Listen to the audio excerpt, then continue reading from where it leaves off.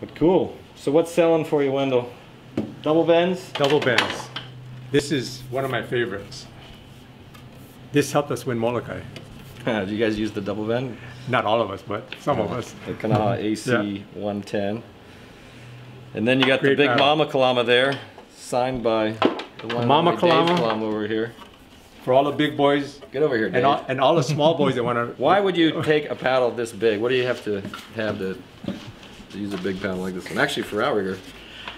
The thought was bigger car, bigger engine. So for the big guys, you know, something you can plant and lean on and really get some torque on. But since then, the philosophy's changed a little bit. And now the more efficient, powerful, smaller blades are probably better off on your shoulders and even your ultimate speed. So if you're a big guy and you really need something to lean into, Big Mama's a good choice, but the V drives and stuff are really kind of where it's at now. There was a point in time when in Hawaii we were using paddles that were great big pizza pie looking. Great big pizza pie. Like 76, before the Tahitians won California. That's when they started changing over to the teardrops. Yeah. Now those would have been probably about 150 square inches, where the big Mama Kalama in comparison would be a small blade. Exactly. And that, you know, it's funny to see the progression of paddles. You know, there was, when I first started paddling Outrigger canoe in 1989, there was a number of double bend paddles on the circuit at the time. And then they sort of phased away and you never saw double bends for several years. And most of the manufacturers had gone to straight shafts. You know, Kilo was doing straight shafts.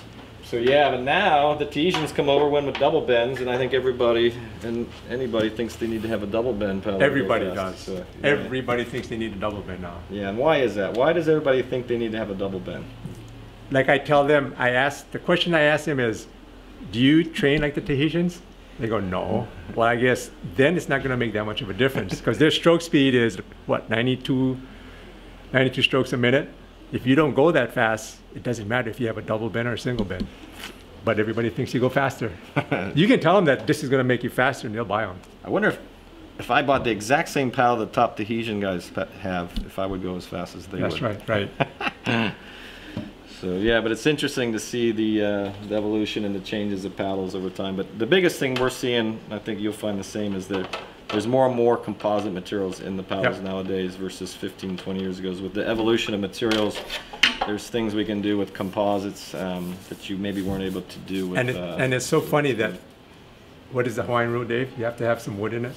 Yeah. So all it is what, Jimmy? Well, the OHC or the OCR, it's the Okra. The Okra organization. Stands for Oahu Canoe Racing Association. It has a rule, and the rule actually states that the paddle must be made out of wood. However, it can be reinforced with synthetic materials and whatnot. So it comes down to an interpretation of what is the blade. You know, you could have this much wood in the paddle, and the rest of it could be, you know, determined that it's synthetic or composite edging or facing, which is allowable by the rule. So we went to in the Kanaha series, for example, there's a poplar piece in here that when we first started making them, we had a copy of the rule, and you probably got that piece of paper. It was the actual rule, and then this is how your paddle is made. You know, it's made of basswood mahogany shaft with a poplar blade, with a expanded plastic core, ABS edging, carbon skin, blah blah blah. Well, you know, your paddle was one of the paddles that got drilled. Yeah, they drilled, and one of the officials found down here that there wasn't wood in here. You know, there's foam in there, and he says, "Well, foam is not legal." I said, "Well, where in the rules does it say you can't use foam? It doesn't say that. Right. It just says it has to be made out of wood, and the blade, you know, but how much needs to be wood?" So at that time, they started questioning if they should rewrite the rule or what they were going to do, and I know at that time a lot of the blades had either balsa wood in the core with glass skins over it, or like Kilo at the time, and they had balsa wood blades with carbon over it. And then I think that's when eventually people started putting just a small amount of wood here or there in the paddle, and then covering it with composite or whatever. But for the most part, these paddles really haven't been questioned for a number of No, years. So. I think they stopped questioning them after that one time. Yeah. So, but now I'm starting to see a lot of paddles like the one you showed me earlier, where they're carrying the carbon fiber, up over the shaft. So, and at that point, once you don't see any wood on the paddle, are they going to start checking to see if there's some wood, or what will they do? Well, with the ultralights coming on, I think they're going to just make a whole new classification. It's not going to matter anymore. Maybe not require wood anymore. Yep. So yeah, because I've seen some paddles coming in from Tahiti that were bladder molded shafts with like a bamboo veneer on the outside. So it looks like it's a wooden shaft, but it's actually hollow composite with a bamboo skin over the top, which we made some blades like that. It's a bamboo skin on the blade face, but with carbon and expanded plastic underneath. I think that one's the Va'a blade, right? The one that I like saw that. something like that. Yep. So anyway, the paddle ticks go on, so to speak. Just go out and paddle. That's there you it. go.